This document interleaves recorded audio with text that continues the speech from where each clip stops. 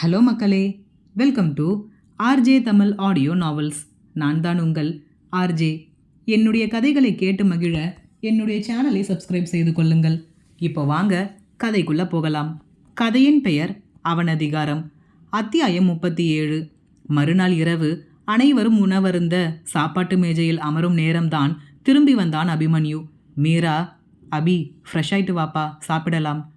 Abhimanyu, one check மாம் என்று கூறியவன் இரவு உடைக்கு மாறி கீழே வந்தான். அனைவருக்கும் மீரா பரிமாறிக்கொண்டிருந்தார். வந்தவன் யாழினியின் அருகில் காலியாக இருந்த இருக்கையில் சென்று அமர்ந்தான். ஆரணியிடம் வளவளத்து கொண்டே சாப்பிட்டு கொண்டிருந்த யாழினி இவன் வந்து அருகில் அமர்ந்ததை கவனிக்கவில்லை.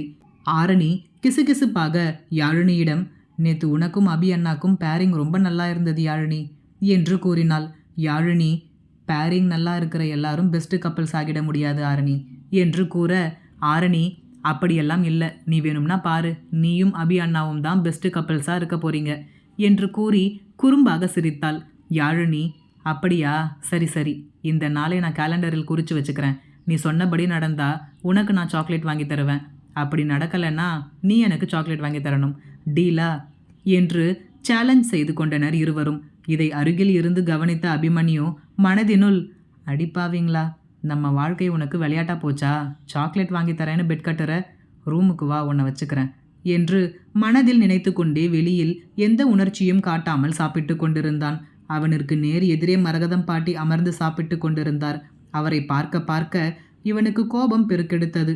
அதிலும் மரகதம் பாட்டி யாழினியிடம், இன்னும் ஒரு இட்லி வச்சுக்கோ யாழினி, ஏன் அதுக்குள்ளே கை கழுவுற என்று அன்பாக விசாரிப்பது இவனுக்கு சுத்தமாக பிடிக்கவில்லை.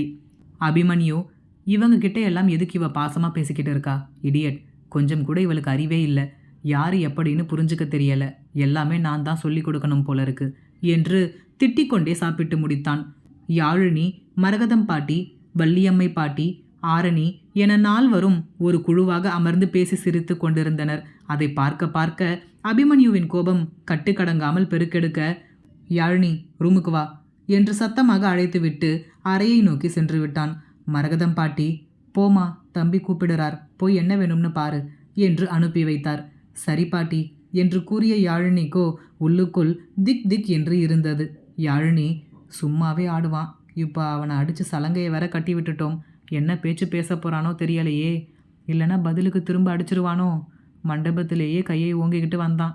நல்ல வேலை, வள்ளியம்மை பாட்டி வந்து காப்பாற்றிட்டாங்க. இப்போ என்ன பண்ண முடியும், போய் தானே ஆகணும் என்று புலம்பிக் கொண்டே அறையினுள் சென்றாள். அங்கே பால்கனியில் நின்று வெளியே வேடிக்கை பார்த்து கொண்டிருந்தான் அபிமன்யு. அவன் அருகில் சென்ற யாழினி எதுவும் பேசாமல் அமைதியாக நின்றாள். என்ன, நேற்று வரைக்கும் சின்ன பொண்ணா இருந்த, கல்யாணம் பண்ண மறுநாளே குடும்பத் தலைவியே ஆயிட்டீங்க போல இருக்கு மேடம் என்று நக்கலாக கேட்டான் அபிமன்யு. இவன் என்ன கூறுகிறான் என்று புரியாமல் விழித்தாள் யாழினி. என்ன திரு திருன்னு பார்க்குற, ஒன்றும் தெரியாத மாதிரி? உங்கள் குடும்பத்தில் இருக்கிறவங்க மனசு கஷ்டப்படக்கூடாதுன்னு என்னெல்லாம் அடிச்சு விடுற? நீயும் நானும் சந்தோஷமாக வாழறோம்னு சொல்கிற, சொல்லுடி, சந்தோஷமாக வாழறோமா என்று கேள்வியாக கேட்டான். எதுவும் கூறாமல் அமைதியாக நின்ற யாழினியை பார்த்து, உன்னை தானே கேட்டுக்கிட்டு இருக்கேன், எதுக்கு அப்படியே சில மாதிரி நிற்கிற? உங்கள் தாத்தா மனசு கஷ்டப்படக்கூடாது, உங்கள் அப்பா மனசு கஷ்டப்படக்கூடாது, அதுக்காக எல்லார்கிட்டையும் அள்ளி விடுற.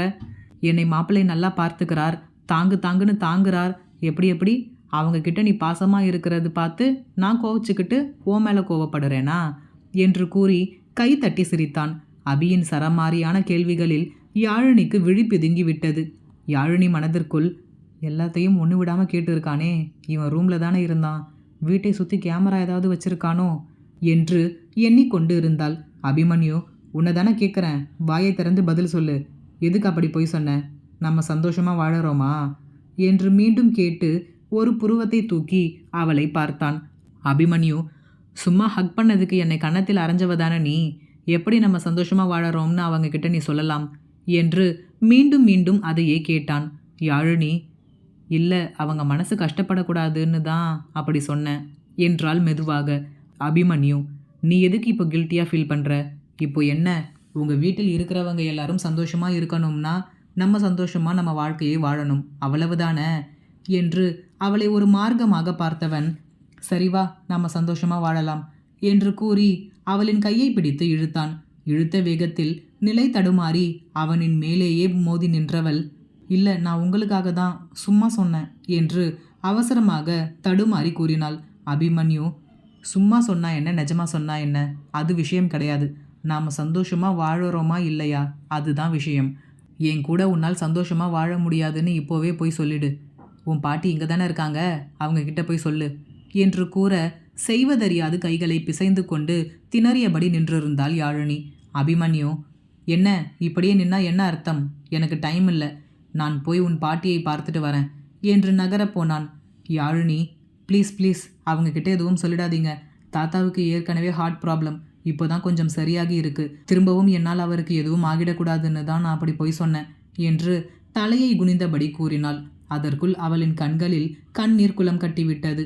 அபிமன்யு, சரி, அப்போ உன் பாட்டிக்கிட்ட நான் எதுவும் சொல்லக்கூடாதுன்னா உனக்கு பனிஷ்மெண்ட் கொடுக்கணுமே என்று யோசிப்பது போல் பார்த்தான். இதில் என்ன வில்லங்கத்தை வைத்திருக்கான்னு தெரியலையே கடவுளே, என்னை எப்படியாவது இவன்கிட்ட இருந்து காப்பாத்து என்று அவசர வேண்டுதலை வைத்தாள் யாழினி. அபிமன்யு, ஓகே, மண்டபத்தில் நான் உன்னை கட்டி பிடிச்சதுக்காக தானே நீ என்னை அடிச்ச என்று அவனின் தாடையில் கையை வைத்து அந்த காட்சியை நினைத்து பார்த்தவன், இப்போ நீ, அதாவது மிஸ்ஸஸ் யாழினி அபிமன்யு ஆரியன் ஆகிய நீ இந்த அபிமன்யுவை கட்டிப்பிடிக்கணும் என்று கூறி கூலாக நின்றான். இவன் கூறியதை கேட்டு அதிர்ந்த யாழினி வாயடைத்து போய்விட்டாள். உனக்கு இப்போ 2 ஆப்ஷன் தான் இருக்குது. ஒன்று, உன் பாட்டிக்கிட்ட எல்லா உண்மையையும் சொல்லணும், அப்படி இல்லைனா என்னோட பனிஷ்மெண்ட்டை ஏற்றுக்கணும். 2ல் எது செலக்ட் பண்ணுறியோ அது உன்னோட டெசிஷன் என்று கூறிவிட்டு அமைதியாக நின்றான். இதெல்லாம் ஒரு பனிஷ்மெண்ட்டா? வில்ல மாதிரி பேசுகிறான். ஆனால் இவன் நடந்துக்கிறதை பார்த்தா அப்படி தெரியலையே, வேணும்னே இவன் நம்மளை பழிவாங்கிறான் என்று மனதிற்குள் திட்டியவள் அமைதியாக நிற்க தன் கைகடிகாரத்தை திரும்பி பார்த்தவன், சரி, இதெல்லாம் சரி வராது, நான் போய் பாட்டியை பார்க்குறேன் என்று நகரப் போனவனின் கையை பிடித்தவள் அவன் சுதாரிக்கும் முன்பு அவனை அணைத்திருந்தாள். அபிமன்யுவை பொறுத்தவரை இதற்கு முன்பு 2 முறை அவளை அணைத்திருந்தாலும் அதில் அபிமன்யுவின் பங்கு மட்டுமே இருந்திருக்கிறது. இதுவே முதல் முறை இருவரும் விருப்பத்தோடு இணைவது. யாழினி வெறுப்போடு அணைத்திருந்தாலும் அதனை விரும்பி ஏற்றான் அபிமன்யு. அபிமன்யுவின் மனதிற்குள், இதுவும் நல்லா தான் இருக்கு, இவகிட்ட கோவத்தை காட்டி எந்த வேலையும் சாதிக்க முடியாது, இப்படி ஏதாவது செஞ்சுதான் நம்ம நினைச்சதை சாதிக்கணும் போல இருக்கு என்று எண்ணினான். யாழினியின் மனநிலையோ படு மோசமாகி போனது. கணவனாக இருந்தாலும் ஒரு ஆடவனை அணைப்பது என்பது அவளுக்கு இதுவே முதல் முறை. கை கால்கள் எல்லாம் கிடுகிடுவென ஆடத் தொடங்கியது.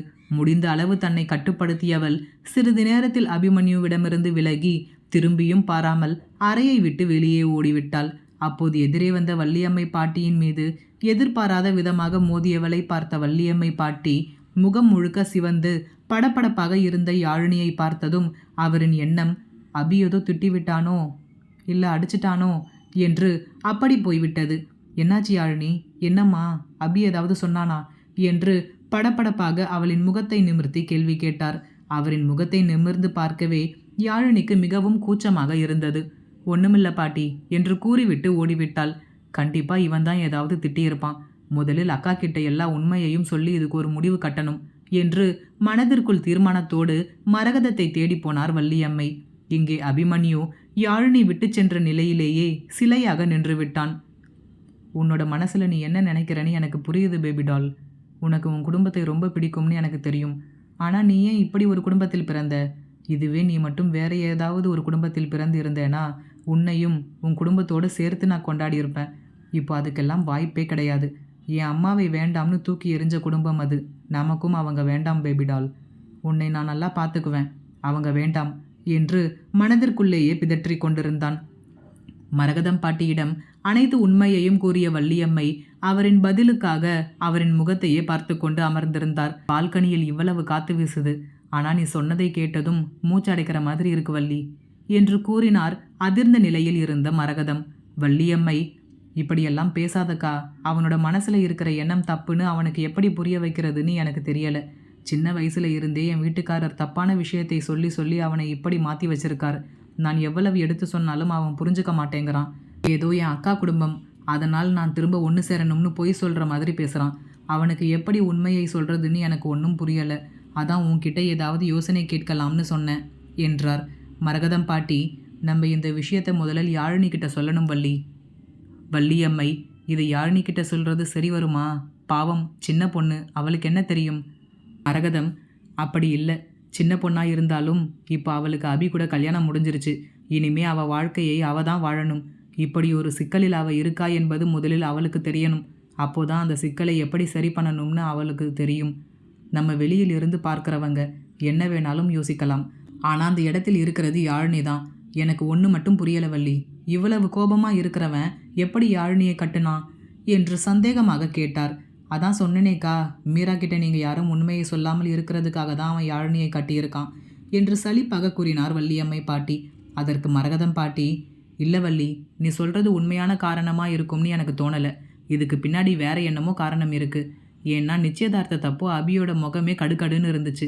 ஆனால் ரிசப்ஷனில் அபி விருப்பம் இல்லாமல் யாழினி பக்கத்தில் நின்ன மாதிரி தெரியலை. ஏதோ அவன் எதிர்பார்த்த வாழ்க்கை அவனுக்கு கிடைச்சிட்ட மாதிரி மனநிறைவாக நின்றிருந்த மாதிரி தான் எனக்கு தெரிஞ்சது. இதில் வேற என்னமோ இருக்குது என்றார் யோசனையாக.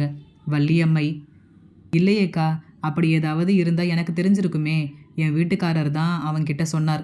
மீராவுக்கு எந்த உண்மையும் நீங்கள் சொல்லாமல் இருக்கணும்னா அதுக்கு நமக்கு ஒரு பிடிப்பு வேணும். அவங்க வீட்டு பொண்ணை நீ கட்டுனா அவங்க மீரா கிட்ட உனக்கு பயந்துக்கிட்டு எதுவும் சொல்லாமல் இருப்பாங்கன்னு சொன்னார். அதை கேட்டுட்டு தான்க்கா இவனும் முட்டாள் மாதிரி நடந்துக்கிட்டு இருக்கான் என்றார் வெறுப்பாக. மரகதம் பாட்டி, சரி வள்ளி, இப்போ நமக்குள்ளே எதுக்கு இந்த குழப்பம்? போக போக எது உண்மைன்னு தானா வெளியே வரும் என்று கூறியவர், முதலில் யாழினி கிட்ட இந்த விஷயத்தை எல்லாம் சொல்லுவோம் என்றார். இருவரும் சென்று யாழினியை பார்க்க அவளோ ஆரணியிடம் சிக்கி தப்பிக்க முடியாமல் அவளின் கேள்விகளில் விழிப்பிதுங்கி அமர்ந்திருந்தாள். அருகில் அந்த ஆரியன் வேறு சொல்லு சொல்லு என்று நச்சரித்து கொண்டு இருந்தான். வள்ளியம்மை, இங்க என்ன நடக்குது என்று குரல் கொடுத்தார். அவரின் குரலில் திரும்பிய ஆரணியும் ஆரியனும் பாட்டியை பார்த்து அசடு வழிய, யாழினி தான் தப்பிக்க ஒரு வழி கிடைத்துவிட்டது என்ற சந்தோஷத்தில் பாட்டியை பார்த்தாள். என்ன வேணும் உங்க 2 பேருக்கும்? எதுக்கு இப்போ யாழினியை போட்டு பாடாப்படுத்துறீங்க என்று கேட்டார் வள்ளியம்மை பாட்டி. பாட்டி, உங்களுக்கு ஒன்று தெரியுமா? இவளுக்கும் அபி அண்ணாவுக்கும் நடுவில் என்னமோ நடந்திருக்கு என்று குறும்பாக கூறினாள் ஆரணி.